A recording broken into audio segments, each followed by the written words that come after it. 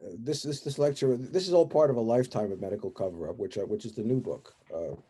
This we found some really interesting and new information, which I'll talk a little bit about. Thanks, Georgia. Um, the official diagnosis was cerebral hemorrhage, and if you asked 100 Americans today, what did Franklin die of?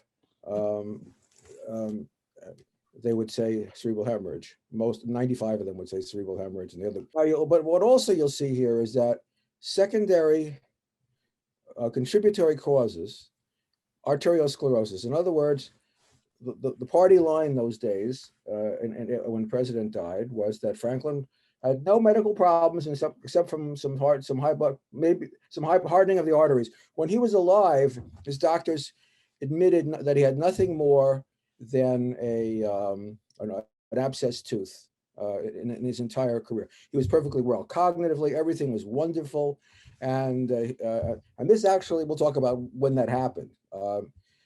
When that story became spun. But you can see here he is. He was born in 1882. His father was James Roosevelt. His mother was the irrepressible Sarah Delano Roosevelt. And this is signed by his doctor, Howard G. Bruin, who was a cardiologist. We'll talk about Dr. Bruin. And this is really the beginning of the postmortem cover-up of what was wrong with him. Now I got him. Okay. One of the things that they said was, they professed, was that Franklin's medical records had disappeared. And of course, if the medical records have all disappeared, then basically they're free to say anything they want. So some of you astute moviegoers might recognize this. This is a screenshot from a movie. It's actually the last scene of Raiders of the Lost Ark. And I picked it because this is supposedly a government warehouse where somewhere in one of these cases is the Holy Grail. And somewhere in the box next to the Holy Grail is Franklin's medical records, which have been looked for millions of times and never been found. But I know what happened to them, but I'm talking about that in the new book. Okay. So the life-defining illness of Franklin was his polio. You have to remember that he was 39 years old. He had just run for vice president of the United States, was probably the leading contender for the 1924 Democratic presidential nomination. And he had built an organization of people ready to go. And then at age 39, what happens to him? He catches a children's illness. He's up in Campobello, catches a virus. He picked it up at a Boy Scout camp a few weeks earlier, and then he went to polio, got sick, and I know many of you have probably seen the movie or the play Sunrise at Campobello, which is about Franklin's story there. So there's one group of doctors who presently think that he didn't have polio, that he had something called Guillain-Barré syndrome, which is another illness which will cripple you, but he didn't have Guillain-Barré syndrome for the very simple reason. Look, this is 1924. This is 3 years. Look at the atrophy of his legs. These are useless legs. Okay, he had no movement he was very. This is actually reading the New York Times here, and Guillain-Barré syndrome.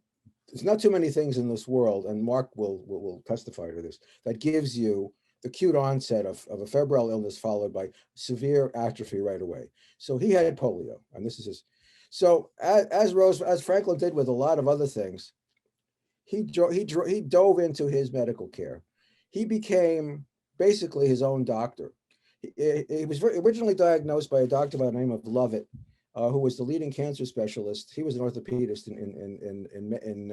at Harvard, and Dr. Lovett supervised his care for 3 years, and fit him with braces and basically was taking care of him. And then Lovett died suddenly in 1924. So after that, Franklin became his own doctor, and he dived in with an amazing degree of competence.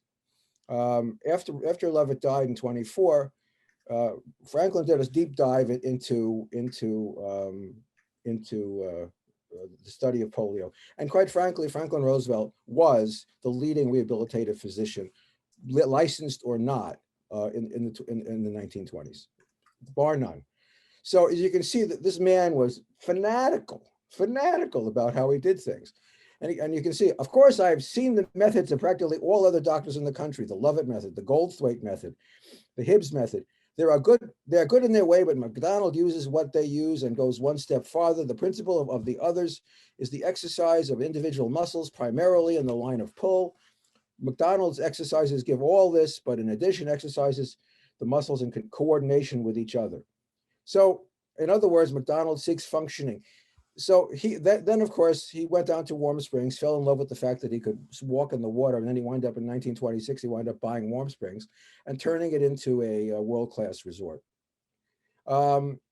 This is supposedly, this picture on the right is supposedly the first time he stood up, but as all of Franklin's pictures, this is early. The man on this is Leroy Jones, his first of a number of his African American valets, and this is Dr. McDonald. Obviously, they're holding him here, and if you look very carefully, you'll see a wheelchair behind them. Basically, they were holding up, but this we're dealing with camouflage here, a great degree. Okay, so then he basically had a philosophy, and this is a very famous letter that he wrote to a doctor in 1924, and he's very astute. Okay, to sum up, these are the things you shouldn't do. Don't let the patient get over-exercised. Don't let patients feel cold. Don't let the patient get too fat. The following treatments are are the best from my own experience. Gentle exercises, which especially for the muscles which seem to be worst affected. Gentle skin rubbing, bearing in mind that good circulation is a prime requisite. Anybody will agree with it. Swimming in warm water, lots of it. Now here's the killer. Sunlight, all the patient can get, especially direct sunlight on the affected parts. It would be ideal to lie in the sun all day with nothing on. This is difficult to accomplish, but the nearest approach to it is a bathing suit. Belief on the patient's part that the muscles are coming back and will eventually regain recovery of the affected parts. There are cases known in Norway where adults have taken the disease and not been able to walk after a lapse, and not been able to walk until after a lapse of 10 or 12 years. So he was a great guy. Not only did he treat the patient's bodies, he treated their minds. And he gave them some degree of confidence because polio was basically a sentence for a lifetime of disability, which he refused to acknowledge. So, but even from the beginning, he was lying about how good he was. For instance, here's a note in his own handwriting. He wrote this to a friend of his in 1926.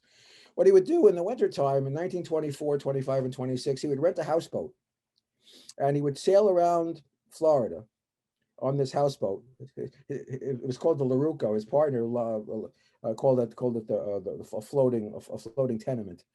And so they would go, and he would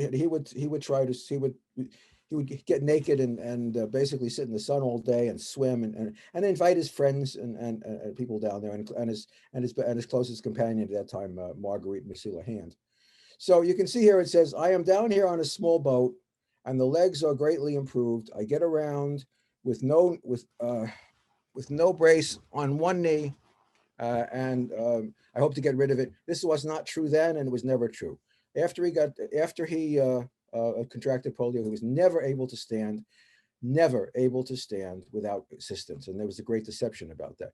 Here's a typical picture. Here he is in running for governor, I think in 1928. He's in Warm Springs. This is at the McCarthy Cottage, which was his home before he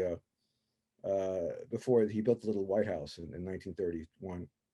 And here he is, ostensibly a country gentleman in a suit, looks fine, healthy, standing with a cane, very happy. It looks like he's perfectly capable of just being healthy and standing there all by himself. Now, this was before the retouching, and here's the reality.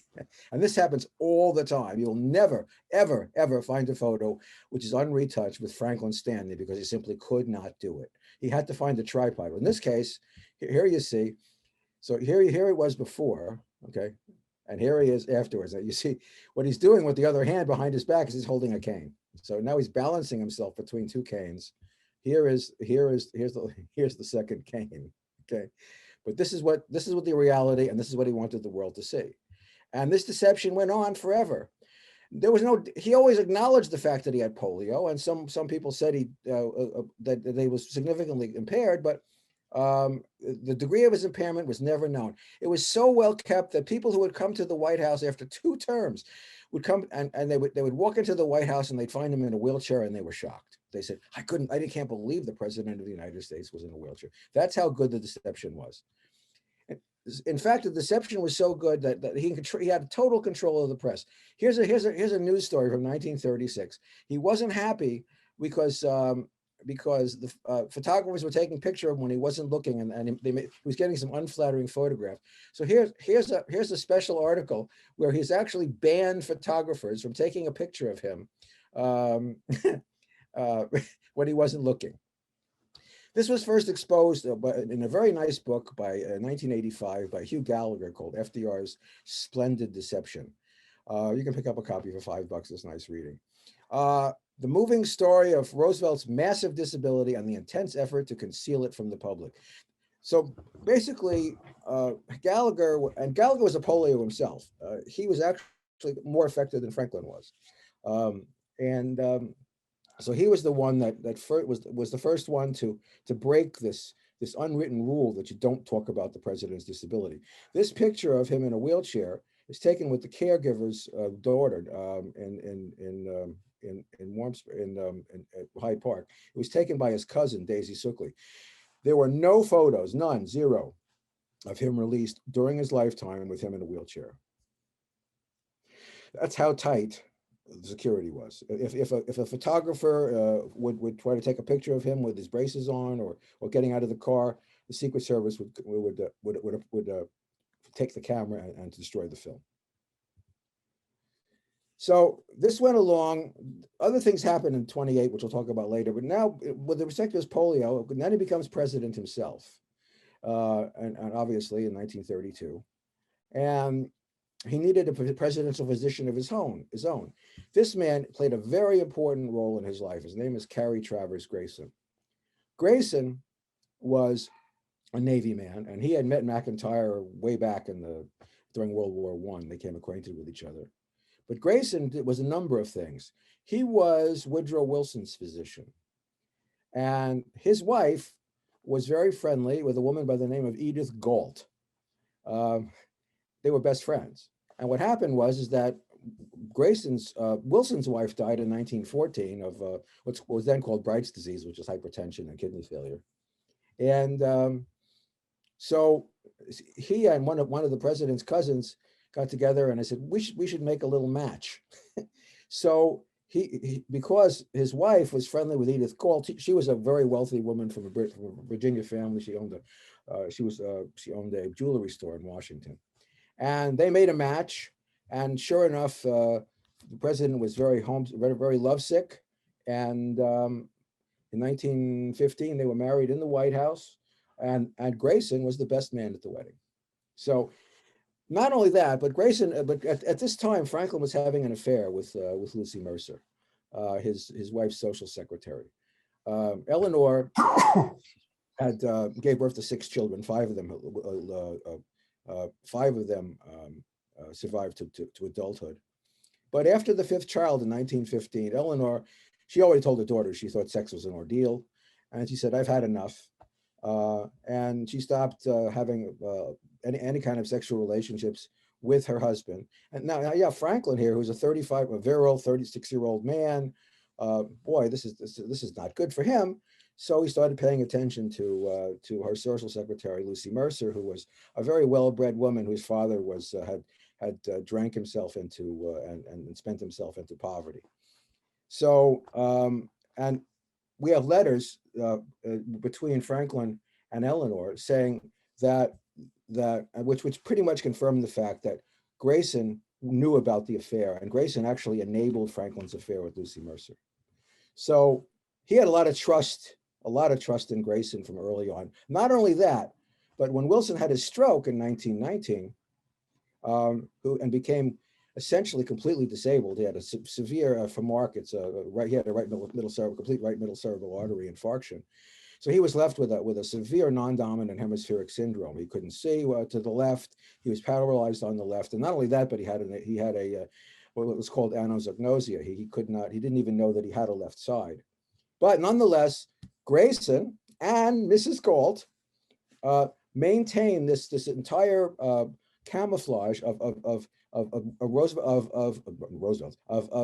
Wilson's disability, and he actually was able to serve out his entire term. For the last 18 months, he wasn't seen by anybody. They would go in, and Edith would say, well, the president says this and the president said that, and when he had to sign something, she would hold his arm and tell him where to sign because he was incapable. So this was obviously the greatest cover-up in presidential history. 18 months we had a president who was completely disabled. And for Mark, as far as the anosognosia, in other words, that's a condition with people who get strokes on the non-dominant side of their brain. They don't know there's anything wrong with them. And in fact, Wilson wanted to run for a third term. He had no idea how sick he was. Amazing neurology. So anyway, a lot of things happened. There were a lot of crises in Roosevelt's life. He managed to get through 2 terms quite well, and he ran for a third term, unprecedented. At that time, there was a lot of things going on, which we'll talk about. But in 1941, he had a major medical crisis. This is an actual laboratory report from one of his from this crisis that he had in 1941. You'll see the name on the laboratory slip was F. David Rolfe, FDR. There's probably 29 or 30 aliases that we know about that they used to protect the president. But the interesting thing about this was what happened was ironically he was in Stanton, Virginia, giving the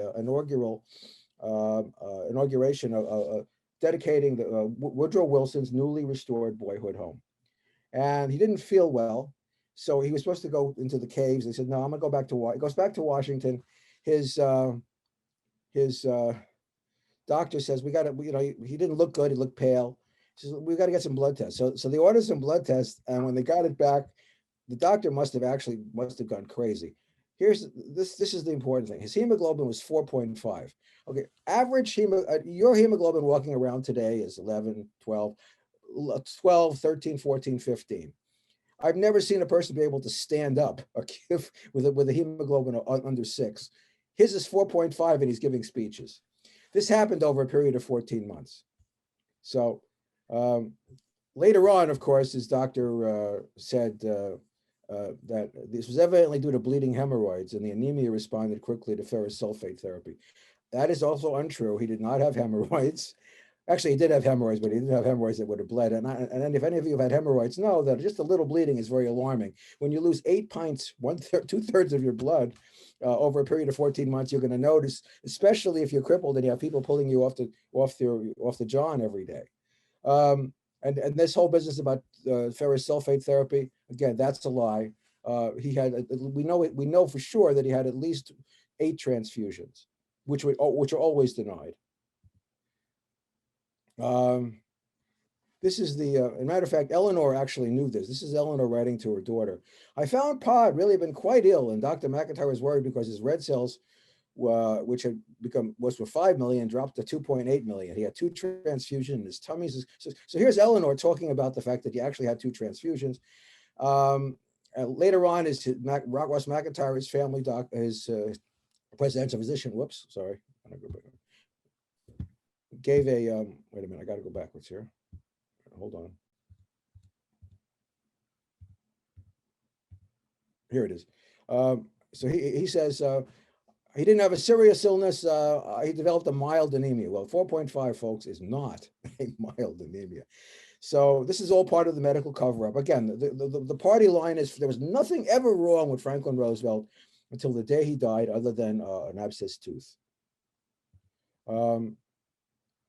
And this is, of course, Harold Ickes, his Secretary of the Interior, saying the president has been ill all week. He's been kept to bed, an intestinal disorder. In fact, he was out of the loop for at least 6 weeks, and he was getting transfusions for 3 months. And this is all when the Japanese are getting ready to bomb Pearl Harbor. So again, just little hemorrhoids, no problem. The funny thing about it is, he gives this interview, McIntyre gave this interview in 1951. He says, blood had been dripping from this thing for quite so little time and brought him down some, but he picked up in no time flat. In fact, no one ever noticed that.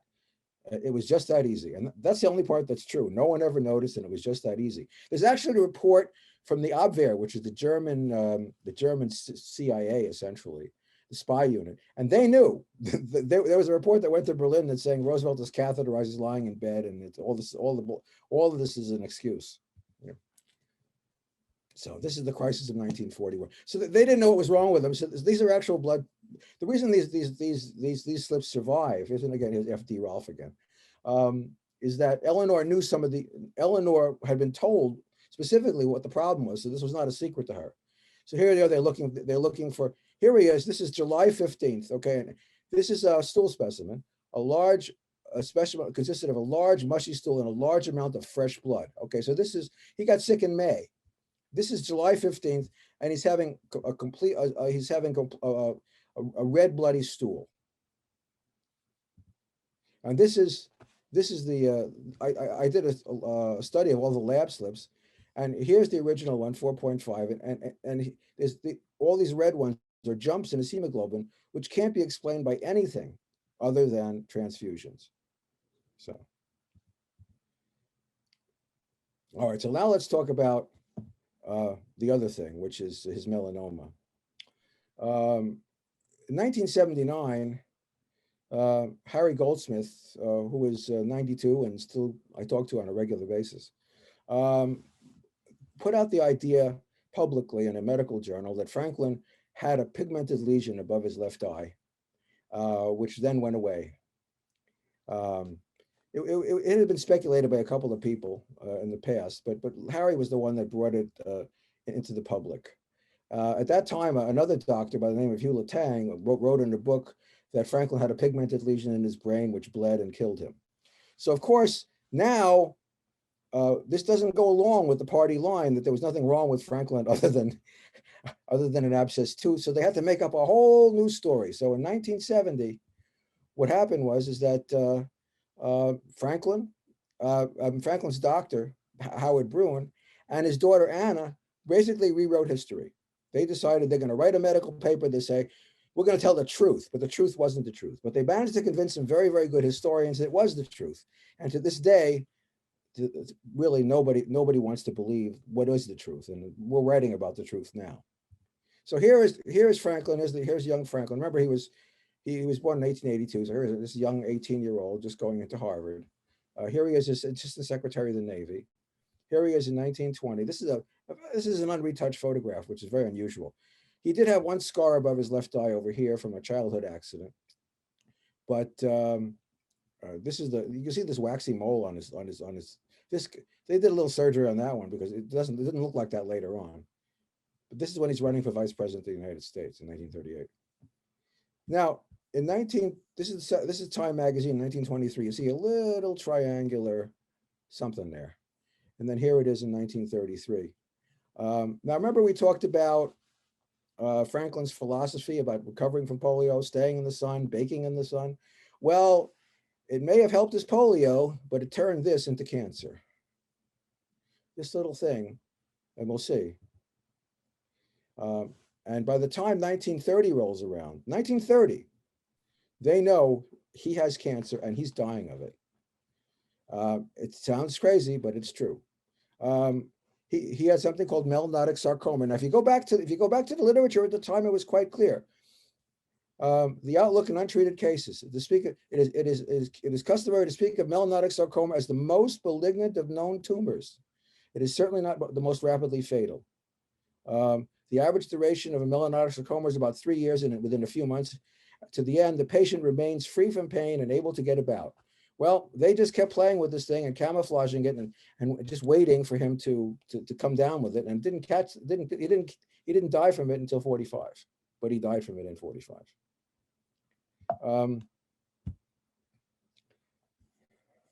Here's another paper from 1932.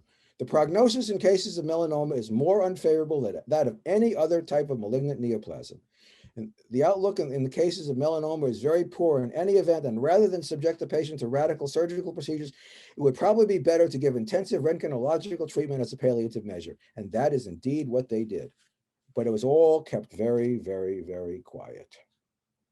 And so I now have evidence based on a doctor who I'll talk to you about, that he started being treated for this when he was governor of New York.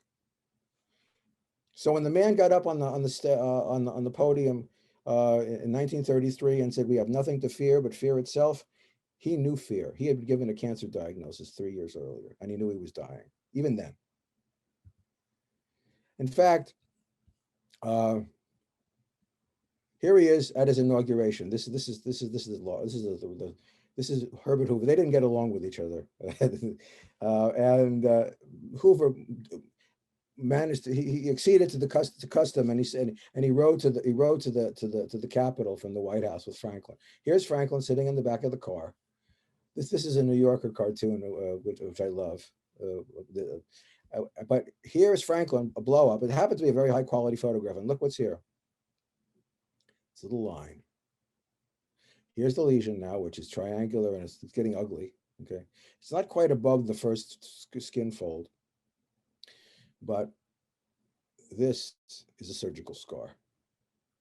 And in fact, he had been operated on a month earlier by Dr. Hyder, whose son I talk to all the time. Yeah. This is the doctor, Dr. W. Leslie Hyder, who we found his, I searched him down. I met his son. His son is the curator of his papers. We have all of his papers, and his papers clearly describe that he was the president's doctor. He didn't mention the word cancer, but that's what it was. Hyder had trained at the institution now, which is now Sloan Kettering. He did 6 months at the hospital for cancer, the Memorial Hospital for the treatment of cancer and allied diseases in New York City. And then he did a 6-month fellowship, and he happened to write a paper at the Daily there and published it in their journal. The paper was on spreading of cancer from the sinuses into the nose. So and they recruited this guy, and he was the one that treated. And then after 1932, he went back to Alabama, and he remained friendly with Franklin and with their common friend Vincent Astor, and then he'd spent most of his life in Alabama being an obstetrician. What happened was, some of you may have vague memories of the fact that Grover Cleveland was operated on a boat for cancer in 1917, and 1893, and actually they removed part of his jaw and put in a rubber prosthesis, and he did have a cancer. It's been diagnosed as cancer, and no one ever found out. And it was done while he was on a ship sailing on the Long Island Sound, by a dentist and a surgeon and a team of surgeons. The dentist eventually squealed and told the reporter about it, but then they went into cover-up mode, and it only was exposed by the physician who did the surgery in 1918 in Saturday Evening Post. Interestingly, that doctor's name was W.W. Keene. He was the one that originally misdiagnosed Franklin. He was the first doctor to be called in about Franklin's polio, and he misdiagnosed it. So what happened was Franklin would use ships as well for medical treatment, and this was one called the Lomazow. The Lomazow was owned by this man, the richest man in the world, one of the richest men in the world. His name is Vincent Astor. Astor was the heir to the fortune of his father, which is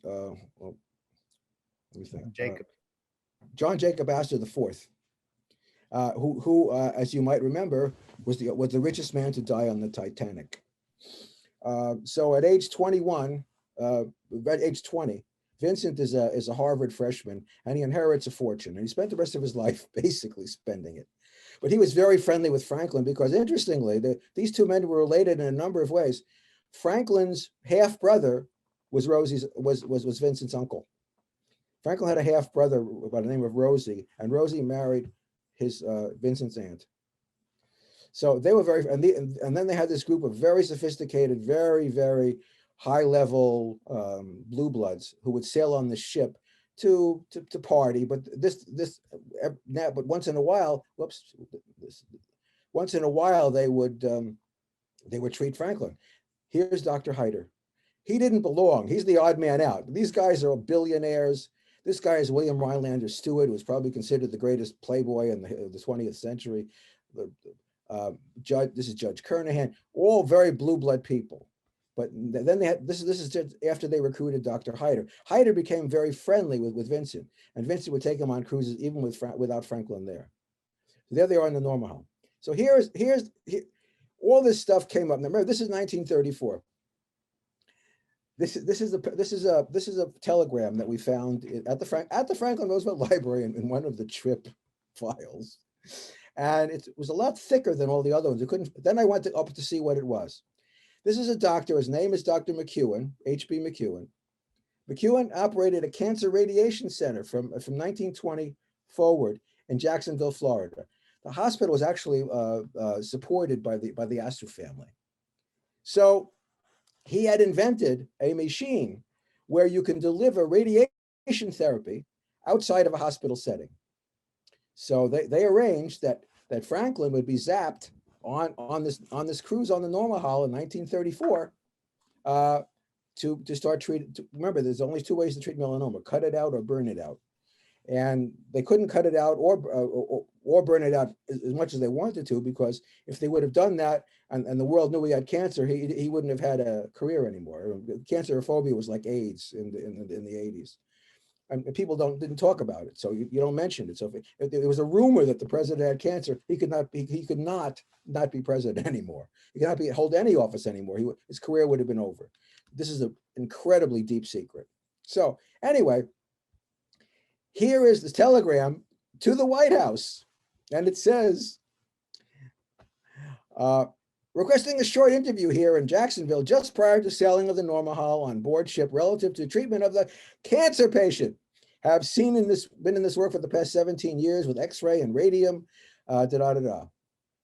which will greatly increase the scope of treatments with such apparatus and will be of direct benefit to the cancer patient, period. The cancer patient, you might figure out, was Franklin. So this is as good as it gets. Okay, so here we go with this lesion. This is in 33. There's all kinds of crazy surgical scars here. This is another one. This is 1936. He goes to Warm Springs and he has an operation in Warm Springs. What they would do is they would do operations on him to sort of carve things out and help him a little bit and try to control it the best they could. But he'd always have to be away from the public for a couple of days to recover. So here he is. He's in. This is in Life magazine in 1936. It says, the day before the barbecue, Mr. Roosevelt emerged from a 4-day retirement at the Little White House, spent nursing a sty on his eye and avoiding photographers. There's the malignant sty right here. He didn't have a sty. He went there for treatment. So uncovering this is amazing. So here's this lesion. Here it is in 35 and 36 and 38. Now it's getting bigger. Okay. Now by the time you get to 38, you remember it used to be just down as far as the first line. Now it's above the line. You'll see, interesting, there's two spots here. There's two satellite lesions, one here and one there. You'll watch what happens. Here they are in the bigger picture. There's two spots below his eye. Here he is in 1939. I mean, and here's the cancer, and it's actually growing in here. There's a little satellite lesion in his eyelid. Here are the two spots below his eye. And they just kept, here it is in 39. This is with the King George on the famous, one of these with King George on the famous hot dog weekend. So by 1940, this thing is ugly, okay? Now, they got away with it because they would use retouch photographs and they owned the press so that nobody would ever talk about it. But now they got, on January 25th, 1940, they get a letter from this Dr. Peterson, Reuben Peterson. Reuben Peterson was a cancer doctor in Massachusetts, and he writes to Franklin. He says, what's going on with that thing behind your eye, above your eye? So he writes them in January 1940, and he was the first one to raise an alarm other than anybody. And So Franklin has Ross McIntyre right back and says, first, I will tell you in confidence that the pigmented area above the president's eye is very superficial, has never shown any sign of inflammatory nature. You can rest assured that it is under observation at all times. This is the only piece of paper which acknowledges that they even knew about it. That's how deep the secret was. Then of course, there are other things that happened. This is part of the new book on the Tuscaloosa, and he went on a mystery cruise. When Franklin went on mystery cruises, he was being treated medically. He used this in this case. He went on a Navy destroyer, a Navy. He was on a cruiser.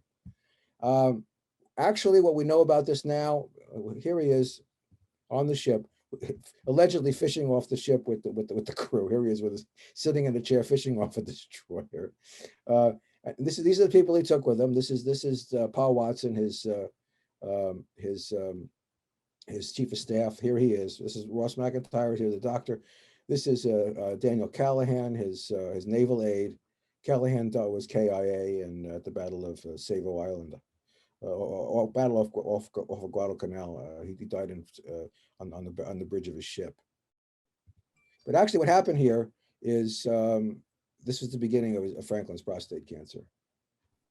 Again, this is such a deep secret; it's really hard to. But there's only one thing that could have happened on that cruise, and that he was given radiation therapy for his. Because how do you treat prostate? How do you treat a common disease today? If someone has prostate cancer today, a man has prostate cancer today, what happens to him? Well, he gets a biopsy, and they do one of two things: they can cut it out, or they can burn it out. So they can radiate it, or with using radium needles, or then now other nuclear needles, or they can do a prostatectomy. This is the time before. This is before a doctor had discovered the fact that cutting off the male testicles can reduce the progression of prostate cancer. So what they probably did was they probably performed this first brachytherapy, this first radiation therapy on this ship. So here's Franklin, the typical stage photograph. He's holding on here. You can see that his naval aide is holding his cane, and he's looking. They're looking to the left. This is Charlie Fredericks, who is his Secret Service agent. He's just getting off the ramp. Of course, he could never have gotten off it's all staged. And of course, this is him looking to the left. Looks beautiful, happy. You can see he's wearing the suit with these white buttons. Here's the suit with the white. Now he's sitting in the car, and this is what this goober looked like from the other side. So here he is again. Here's a nice little fresh surgical scar right here in April 1940.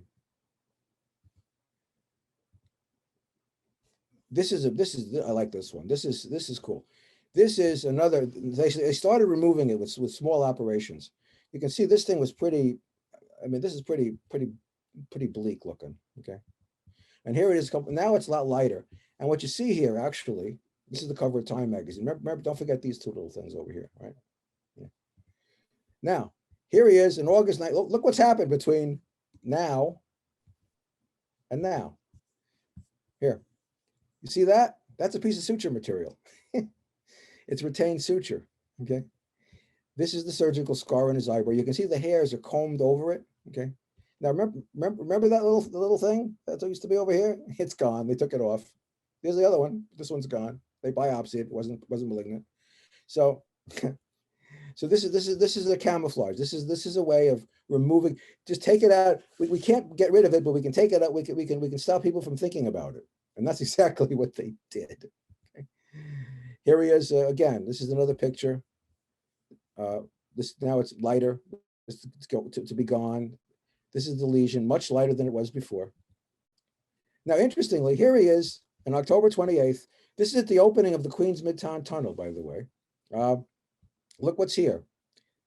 There's a scar where the suture used to be. Look, remember that? Remember this? Hold on, let me go back. Let me go back. Oh, phooey, come on. Damn it. Come on. I got to go backwards here somehow. Well, there we go.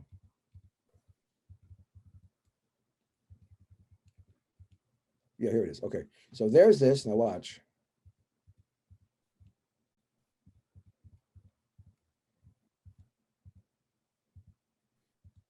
Where is it? Here it is. There's the suit, there's the stitch, and there's the scar. Can't, this is, by the time of the Arsenal of Democracy speech on December 20th, 1940, this thing is gone. Okay. Pretty much. And here he is in September of 1941. It's just a memory.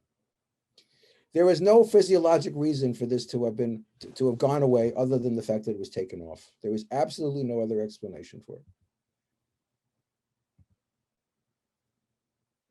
Here's something in March 43. Okay, what's left is here's the scar in the middle of his eyebrow. This is interesting. This is taken on the 10th anniversary of his inauguration. So here he is in 33, and here he is in 43. And what's missing? Nobody noticed. They did a great job. And if you want to follow this, here's what it looked like, all along. From here to here to here, and then it's gone. And here he is in 43, and it's just a memory. It's growing inside him, and it's wreaking havoc inside, but outside it looks great. I actually wrote a paper with a famous dermatologist by the name of Bernie Ackerman, and we actually created the differential diagnosis. This is in the Archives of Dermatology, which is a major league journal, and Bernie and came to the conclusion that I did. There's only two explanations for this thing. One of them is basically an age spot, and the other one is melanoma. This is. Then of course he had other things going on in the last year of his life. His diastolic pressure, blood pressure in 1944 was basically no lower than 110 for the whole time he was there, the whole time he was alive. Now, of course, this is an actual piece of paper from Howard Broun's files. Look at these blood pressures from April of 44. 104, 100, 96, 100, 120, 116, 104, 110, 116, This is the president of the United States. Then, of course, you say, well, why didn't they treat it? Well, two things. A, there was nothing to treat it with. The first effective antihypertensive medication wasn't until 1949.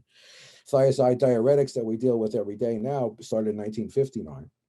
Not only that, but in those days, the philosophy about hypertension was you don't treat it. It was good for you. It would push the blood through you. It would push the blood through blood vessels to give you more circulation to your brain. So you can't criticize someone for not treating something when basically the science was that you don't treat it.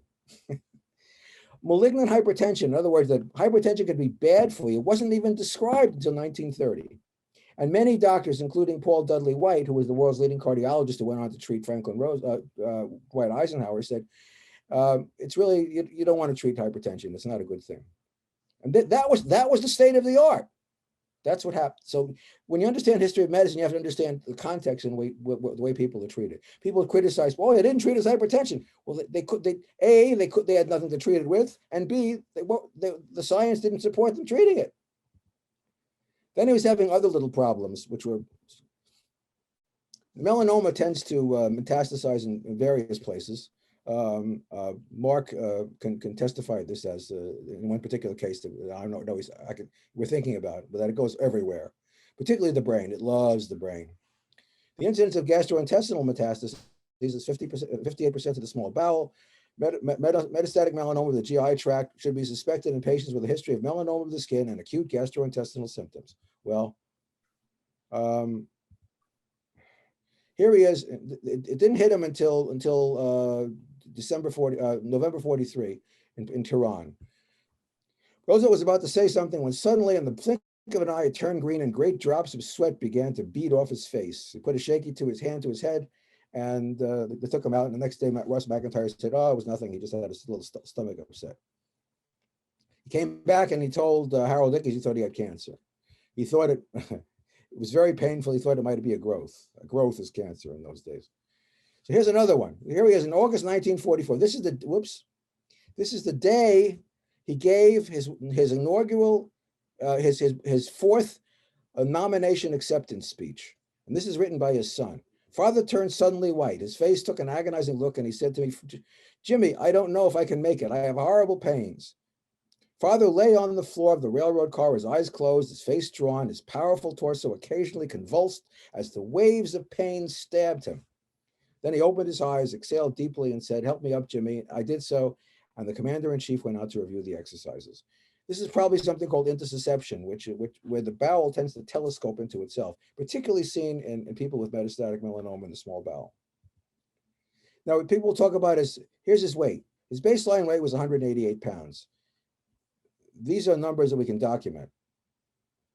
Okay, and by the time he died, he was about 145 pounds. He had lost 40 pounds between March and a year, between March and April. There's only one thing, folks, that causes you to lose 40 pounds in a year and look like crap. It's called cancer. In fact, Franklin had two of them. I think the prostate cancer had gotten to him more than anything else at that time. And of course, here he is, what he looks like at the end. Here he is at Yalta. Well, here he is. This is with King Farouk. Here he is at Yalta. Remember, this guy is 63 years old. This guy is 69. This guy's 70. Okay, he don't look good. And in fact, he had a friend by the name of Margaret Suckley who was a very close friend of his, a cousin. She wrote a diary. She wrote a secret diary which came out after she died. And it's a great book. It's called Closest Companion by Jeffrey Ward. You might want to read it. It's a great book. Anyway, so the doctors are saying, despite the best efforts at the cook, liberalization, calories, and much persuasion, he obstinately kept himself on a strict diet. The cover story for the 40-pound weight loss was he was proud of his flat tummy. Meanwhile, Margaret Suckley quietly writes in her diary, the president was weighed today, had gone down to 174 3/4. He wants to go up a pound, or not to be less than 175 and not more than 180. He feels better thin, however, and walk much more easily in the water than a month ago. So here's the truth, and here's the cover-up. Then he was having incredible neurological symptoms. He began having seizures, epileptic type of seizures. Actually, see, remember, all seizures are not lie down on the floor, go down on the floor, grovel and convulse for 2 minutes, and then seizures are different things. Franklin's seizures were staring spells, and he would drop his jaw. But here's a story. This is written by a New York Times reporter in July 1944. Okay. He goes to meet with him. He would start talking about something, then in mid-sentence he would stop and his mouth would drop open and he'd stare at me in silence. Repeatedly, he'd lose his train of thought, stop and stare blankly at me. There's only one thing this could be, is seizures. Only one thing. There's other reports. This is how frequent were they? Senator Frank Maloney goes to see him in January 1945 in the White House, and he goes to meet him. Maloney went in and sat down. Roosevelt looked up and said nothing, his eyes fixed in a strange stare. After a few moments of silence, Maloney realized the president had absolutely no idea who his visitor was. A pious Catholic, Maloney crossed himself, ran to get Pa Watson, fearing the president had suffered a stroke. And what does Watson say? Don't worry, Watson said. He'll come out of it. He always does. By the time Maloney returned to the Oval Office, Roosevelt had pulled himself together, smiling broadly. He greeted Maloney warmly and launched into a spirited conversation. So these are seizures, and he knew it. Everybody knew it, and Stalin knew it, and Churchill knew it, but they didn't talk about it. This is probably the best example of a description. This was an oral history given by Frances Perkins to Columbia University. Frances Perkins, you will know, was the first female cabinet secretary and the architect of Social Security. The change in appearance had to do with the oncoming of a kind of glassy eye and an extremely drawn look around the eyes and cheeks, and even a sort of a drooping of the muscles and of the jaw and mouth. And though they weren't, my screen is obscured here. Wait, hold on. Okay, while they weren't working exactly, I think they were, but there was a great weakness in those muscles. When he fainted, as he did occasionally, not for many years, but for several years, that was all accentuated. It would be momentary, it would be brief, and he'd be back again. In fact, I wrote a paper. So, in fact, Anna herself, who never admitted that he had seizures, and I was involved in the cover-up with Howard Brune in 1970. gave an interview to the Chicago Tribune, to one of the reporters. The doctors told me that from what he said, Anna has outlined to him, Franklin was having for a long time before he died, and particularly when he went for the Yalta and Tehran, suffering from the hemorrhages of the brain. Well, that's what they called them, little hemorrhages. These are seizures. The doctor said he died from a big hemorrhage, but for several years before his death, he had a lot of little hemorrhages. Again, these are the strokes, small blood vessels bursting in his brain. This was the thought about those things in those days. They were just not understood. When these burstings occur, and they were frequent during his last year, remember, this is Anna telling her friend about this, he would be unconscious, completely out, although sitting up and apparently functioning for periods of a few seconds to several minutes. Dr. Schmidt said he had no doubt from his conversations with Anna that they were occurring regularly at the time he was meeting with Churchill and Stalin and holding other momentous conferences of the utmost importance to the United States. Well, there's the sick man at Yalta, which they denied. Let's go back to the direction here. Wait a minute now. 1 second, let me get this. So I submitted a paper because of this. I submitted a paper to the journal, to the Green Journal of Neurology, which is the premier journal of hold on, the premier journal of neurology, and they accepted it. In other words, this is truth now. The epilepsy of Franklin Roosevelt, written by me in the Journal of Neurology. Now, last thing, a melanoma and brain metastasis. Again, melanoma loves the brain.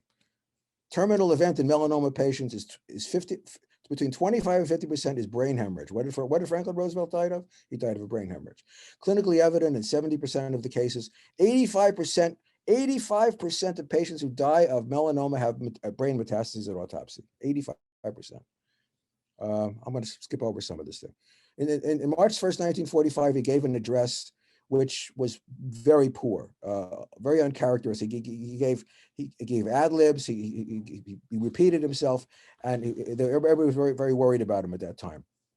He told Howard Brune that he was giving the speech. He had intervals from he gave the speech at spoken at intervals from memory and off the record. Franklin never spoke off the record. There were 7 drafts made of this speech. It was the most important speech of his life. This was the speech where he was going to sell the United Nations to the American public for the last time. He did not want to make any mistakes, and he couldn't get around it. So I analyzed the speech, and I went page by page with the speech, and here are the errors. In fact, he gave the speech not being able to see the left side of words, and having to basically rearrange every single sentence on the fly.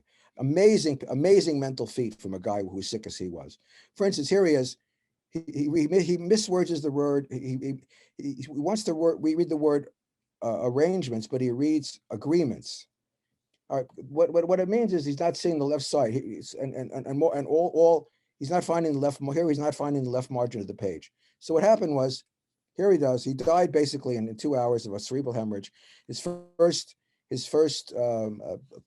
major problem was he was clearly localizes to the back of his brain on the right, and that's exactly which would cause this problem. So we have this on March 1st, and on April 12th he dies 6 weeks later of a hemorrhage emanating from the same part of the brain that causes him to have loss of his vision. So again, in 1970, Howard Brune, this doctor, and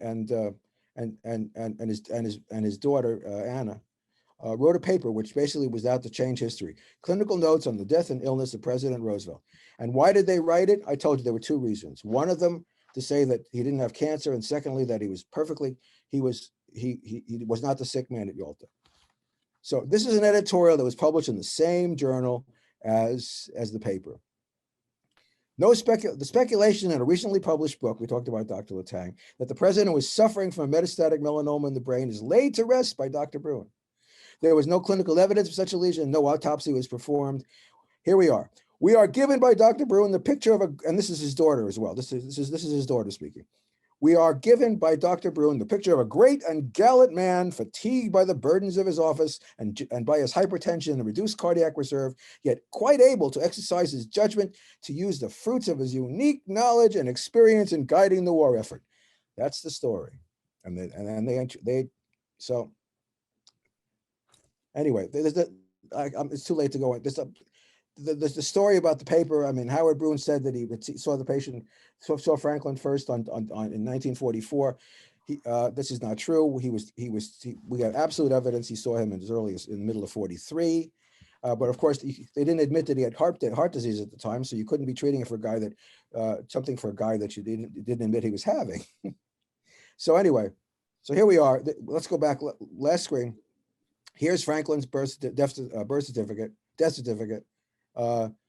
April 12, 1945. Cerebral hemorrhage. Contributory causes, arteriosclerosis. Well, folks, that's the real one. Thank you very much. All right. I'll try and unmute everyone. Let me see if this works. Allow. Okay, so I think people can unmute themselves. I will go down each one and unmute if people have questions, or you can unmute yourselves. I'm not sure I can unmute. I can ask you to unmute. I can mute everybody. You can mute or unmute. I don't think I could unmute anyways. Well, hold on, mute all. Yeah, mute all kills everyone. Unmute, then we're unmuted, so watch out. Yeah, you can unmute everyone. Okay. So I'll start off with a question. If Franklin Roosevelt's condition was known to Winston Churchill, did the British medical doctors come up or have any observations? Oh, absolutely. Okay, so what's the record on that? Well, Lord Moran was his doctor, and Lord Moran got into a lot of trouble for exposing his Churchill's problems.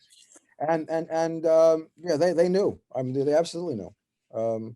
But it was covered up. Churchill's doctor, Lord Moran, was very. There's all kind. I can send you quote after quote after quote from Lord Moran, from Mackenzie King, who was the president of Canada. Was the prime minister of Canada at the time. They all knew about the melanoma, or just that he was sick. They didn't know about the melanoma. They knew that he was sick. They knew that he was not with it. He didn't have it. And none of them picked up on the melanoma. No, Okay. They never. I was curious. The only one that picked up was Dr. Peterson. They also hid the prostate cancer, but actually they didn't quite hide the prostate cancer, because in 1945, Eleanor Roosevelt had actually admitted to Veronica Lake, the actress, that her husband had prostate cancer and he was going to be operated on for it when he got back from Yalta, but he was too sick at that time. Wow. And all he wanted to do was get to the United Nations before he died. I mean, when you did that comparison year by year of the lesion above his eye, it almost seems inescapable. Yeah, but it's amazing what the control he had over the press. It is absolutely true. But they got away with it. They got away with it all, because he had been controlling the press with his polio for years. This began in probably began in earnest in 1907.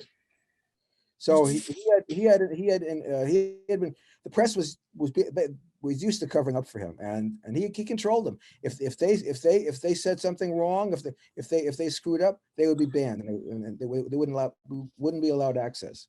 So this is an incredible amount of public relations that he did. If anybody has any questions, you have to unmute your own microphone. That's on the bottom left of the Zoom screen. Or you can press the space button and can hold it down. That'll get you through the mute too.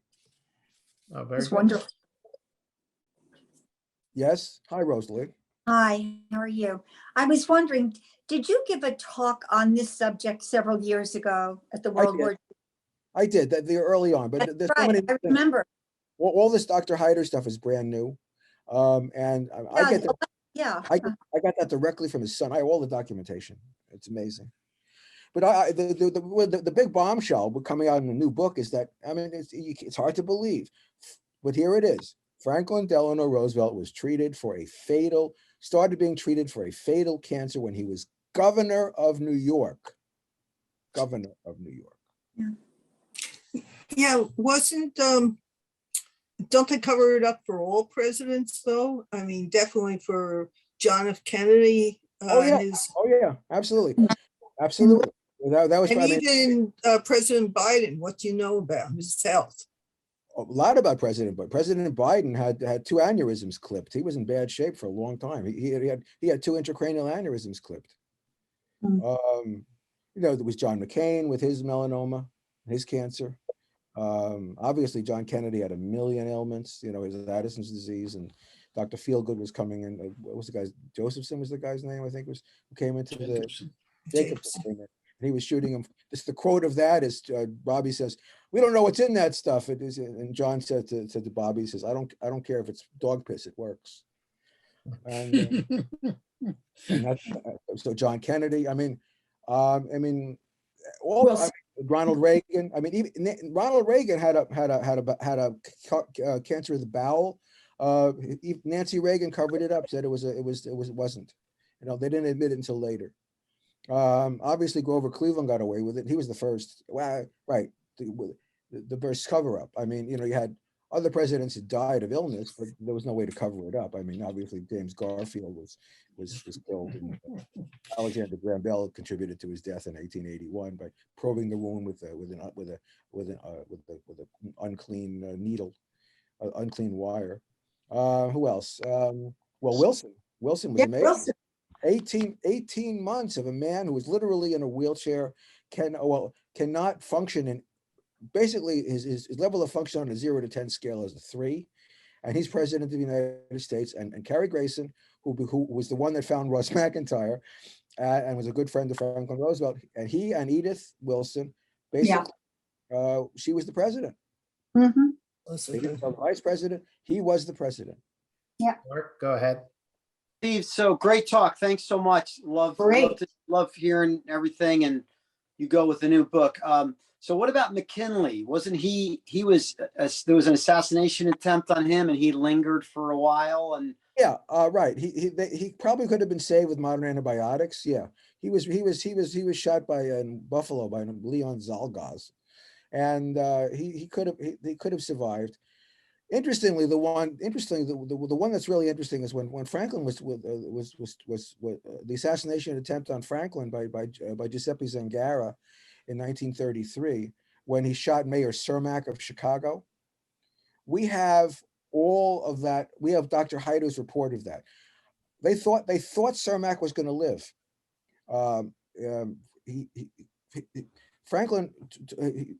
Franklin cradled Cermak in his arms on the way to the hospital. He had an abdominal wound. Turns out the bullet lodged in one of his vertebrae. And Dr. Heider wrote to his father. He says, looks like he's going to be okay if everything's all right. What happened was the bullet nicked his bowel, and about 2 or 3 weeks later, he died of a peritonitis. So because they didn't have any antibiotics to stop peritonitis. so of all this exposure, have we learned anything about how we can better know the health of our presidents and how we can better safeguard the country with transitions of power that need to happen?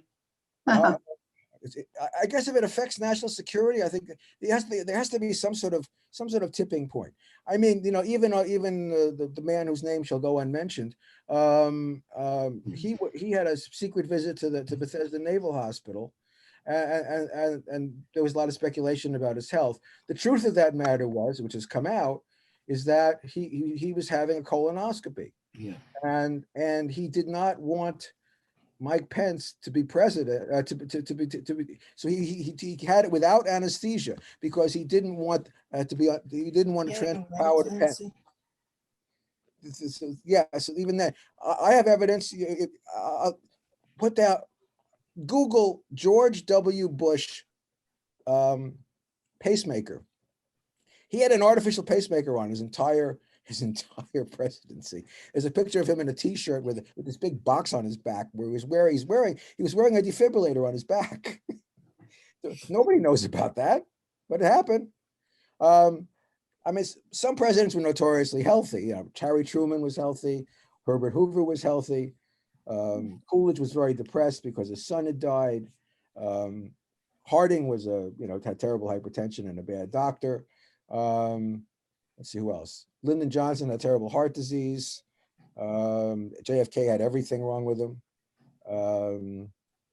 So Reagan had cancer. And also the book hasn't been written yet. People keep asking me to write it, which I will not. I'm not going to get involved. is, did Reagan's Alzheimer's dementia affect his final term? And I'm not going there, but it's a good book to be written. So I guess it has to do with, does it affect the security of the country? So you have to think, did Franklin Roosevelt's health change history? Do you think that even though he had a cancer, which he knew he was dying from 1931, and he went through the first term and the second term and the third term and the first three terms, do you think anybody could have done a better job at the time? You think maybe John Nance Garner or Jim Farley or when Wilkie was a good guy, but he died in 44. Do you think any of those guys would have done a better job than Franklin did to run the country? Probably not. By the time he was impaired, and he was done by the middle of 44. He ran for a fourth term, basically because he wanted to assure the fact that he would be in charge to get the United Nations done, because that was his dream. His dream, Franklin Roosevelt's dream, was to do what Woodrow Wilson could never do. He knew that he could not get the Congress to ratify the Treaty of the Treaty of Versailles. Therefore, he could not get America into the League of Nations, and because of that, it set the stage for World War II. Franklin was one of the greatest presidential historian in the world. He was a tremendous historian. He knew exactly what was going on. He wanted to live to do what Woodrow Wilson could never do, and his monument was the United Nations. In order to do that, though, he had to make certain appeasement to Stalin, because without Stalin there was no United Nations. He knew Stalin was a bad guy, but he knew he was dying, so he's on a timetable. He knows the clock is running out. He's got to get it done. So he did whatever he can to get it done, and he got it done. He was a politician, an amazing man.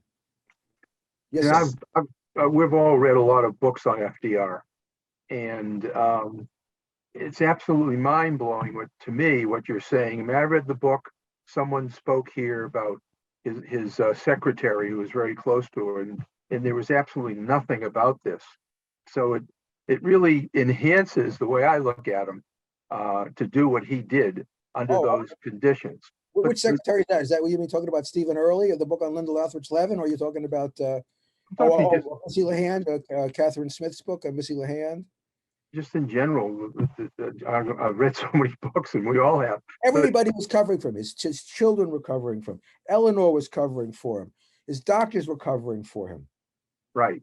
The one that people don't realize was the kingpin of it all was his press secretary, Stephen Early. Yeah. Linda Louthridge Levin wrote a book about Stephen Early. Has not a word about this in there. Not a word. And Early ran these cover-ups. He would give press conferences outright lies. Yeah. But I have one other question. Franklin's upstairs with a hemoglobin of 4.5. Early is saying, "Oh no, he'll be okay tomorrow. No problem. Just a little stomach upset." And he knew it. He knew it. Yeah. I have one other question. Sure. I always thought that with Woodrow Wilson, at least I've read that his wife pretty much ran the White House term, and so she had to have been pretty smart. Because she was like the first lady that actually was the president. She was the president. She was absolutely the president. She was absolutely the president. By the way, there's two books if you want to read, two very, very entertaining books. They're short, they're wonderful to read. By an author by the name of Matthew Algeo, Algeo. Write this down. It's a fabulous. He wrote two great books. One of them is called "The President is Very Sick," and that's the complete story of Grover Cleveland's cancer operation. Really good. And the other book by Matthew Algeo is something called Harry Truman's Excellent Adventure. It's a short little book. It's fascinating. I'll give you one anecdote from the book. Harry, Truman was non-pretentious. When in 1952, he's leaving office. He gets in his car with Bets, and they drive home. There was no fanfare. So he gets back to Independence, and he gets a little homesick. So he goes to Bess, says, "Let's go back to Washington. I miss my friends." So he buys himself a car. He buys himself a Chrysler New Yorker, and he packs the car, and he and Bess go across the car, take a trip from Independence back to Washington. So Harry had a notoriously heavy foot, And Beth is always telling him, go slow, Harry, go slow, Harry, go slow, Harry. So one of the stories in the book is he's driving through rural Illinois and he's holding up traffic. Literally, there's cars behind him because Beth is telling him not to go fast. So a cop pulls him over and he says, you know, you look like Harry Truman. He says, I am Harry Truman. and the whole book is about every stop he made along the way and what would happen when it. Great little book. It's short, it's easy, it's readable. It's a great little book. Harry was the best. He even buzzed the White House so his wife and daughter would get a kick out of it. I wouldn't be the least bit surprised. He did. was the salt of the earth. He really was. Air Force One buzzed the White House.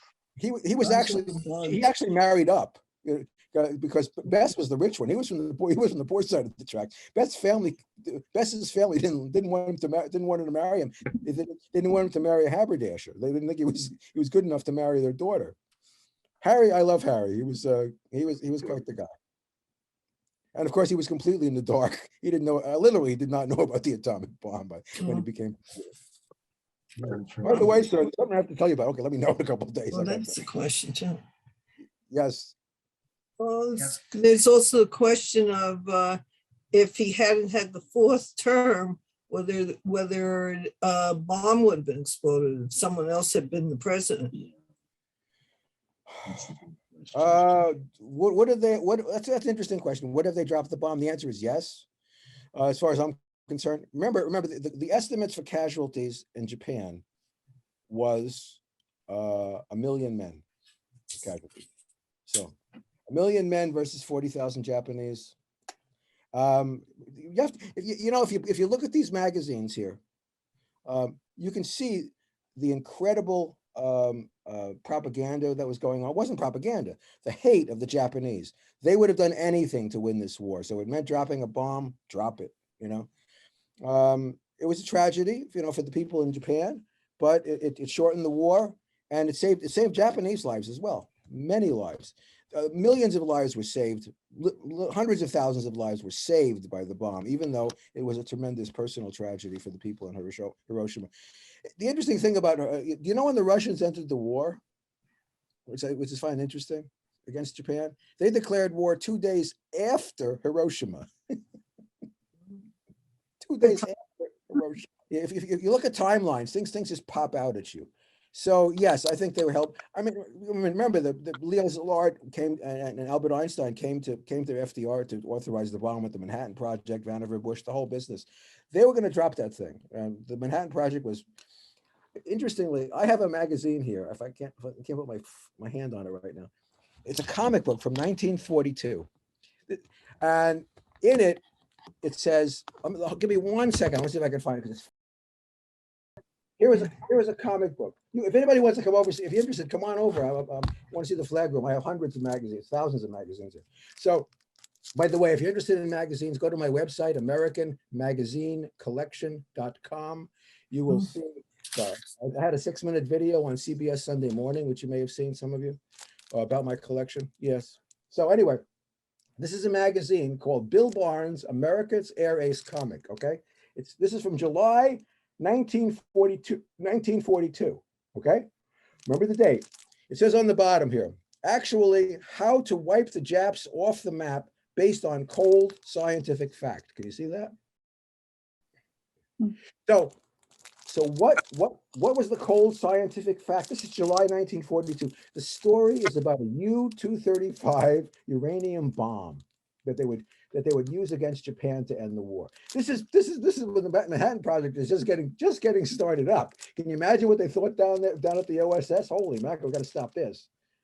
And the story actually ends when they devised the bomb, and they said it's the most incredible substance. You can blow up things that you could never blow up without using this particular isotope. And they mentioned it specifically, U-235 uranium. So the story ends. They didn't drop the bomb. They detonated the bomb in Tokyo Harbor and created a tidal wave to sink the Japanese islands. That was the end of the story. But this is 1942. Amazing. This must have set the security people and given them a heart attack. Steve, I have a question for you. Sure. So, and I'll admit, full out that I know nothing about forensic science or the rate at which bodies decay, but for the sake of my question, let's assume that if we exhumed FDR's body, that evidence could be found establishing proof of your arguments. Is your work an argument for exhumation? Would you advocate for that? I have written in my new book, I said, the answer will rest forever in a sealed casket 6 feet in Sarah Delano Roosevelt's rose garden. Yes, against his own wishes. Let me tell you, you think the man knew he was dying? In 1937, he writes a note to his son. In case of my death, this is a true story. In case of my death, this is what I want to happen. I don't want an autopsy. I don't want the casket sealed. I don't want the crypt sealed. In other words, I want to deteriorate. He made, but he had left this note, put it in a drawer, and the note wasn't found until after he died because it was in a drawer and it was sent. It was addressed to his son Jimmy, who was in the Philippines and had to come back. By the time he got back, he didn't get back to America until after the war, after he died. So, but the most important thing was, he says, I want to conduct my service. This is what I want the service. I want a simple service. I want the service to be conducted by Reverend Endicott Peabody. Who was Endicott Peabody? He was his headmaster at Groton. Peabody was 25 years older than Franklin. So in 1937, if you think you're around, do you write a paper that says, I want a man that's 25 years older than me to conduct a guy? That paper exists. 52. It's amazing. I was 72. Amazing. Thank you. But if anybody wants to come over, please do. I'm happy to see you guys. Thank you. So if there's no further questions, or if there are, we could always email Dr. Lomazow. And I want to thank him for this really informative. Wonderful. Yeah, another question? No, just wonderful. Oh, well, thank you. And I'll be sending out an email with our next meeting coming up. So thank you all for attending. Thank you, Dr. Lomazow. And I'm Pleasure. going to. Thank you. Very informative. It's always a pleasure to talk about this stuff. I live this stuff. Thank you so much. All right. Thank you very much. Bye-bye. Bye-bye. Good night, all. Bye-bye.